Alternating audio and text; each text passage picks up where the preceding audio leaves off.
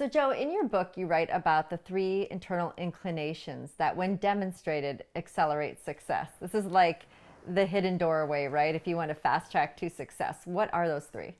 Yeah, so it's great because the research found these three different internal inclinations that come naturally to people. But that doesn't mean that if you don't have it, you're not going to be successful. It means that you just need to have some tools to develop them. So the first one is curiosity.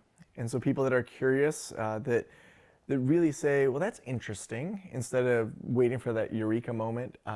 People that can really foster that curiosity and allow that to be kind of front of the team, they tend to be more successful.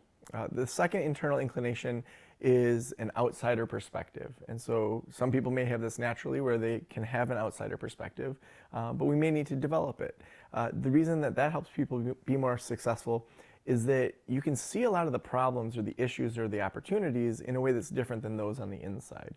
And then the third internal inclination is the ability to move on it. So often we're paralyzed by perfection. We want to do it right the first time, and that slows us down just way too much. And those that can move on it, maybe even before they feel ready, are more likely to be successful, because then they can get data and information as they're moving forward, instead of just iterating and iterating until then maybe the product or idea is obsolete.